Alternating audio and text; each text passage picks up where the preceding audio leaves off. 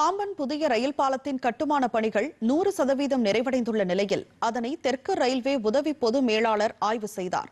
பாம்பன் கடலில் புதிதாக ரூபாய் 540 கோடி மதிப்பீட்டில் புதிய ரயில் பாலம் கட்டப்பட்டு கட்டுமான பணிகள் 100% நிறைவடைந்துள்ளது. புதிய ரயில் பாலத்தை பிரதமர் நரேந்திர மோடி திறந்து வைப்பார் என ரயில்வே துறை சார்பில் அறிவிக்கப்பட்டுள்ள நிலையில் பாலம், பொதுக்கூட்டம் நடைபெறவுள்ள இடம் ஆகியவற்றை தென்னக ரயில்வே உதவி பொது மேலாளர் கௌசல் கிஷார் ஆய்வு செய்தார். திறப்பு விழாவுக்கான விரிவான ஏற்பாடுகள் குறித்தும் ராமேஸ்வரம் பேருந்து நிலையம் அருகே உள்ள ஆலய வளாகத்தில் மேடை அமைத்து பிரதமர் உரையாற்ற உள்ள இடம், அவர் ஹெலிகாப்டரில் வந்து இறங்கும் இடம் உள்ளிட்ட பகுதிகளில் தென்னக ரயில்வே பொது மேலாளர் ஆய்வு மேற்கொண்டார்.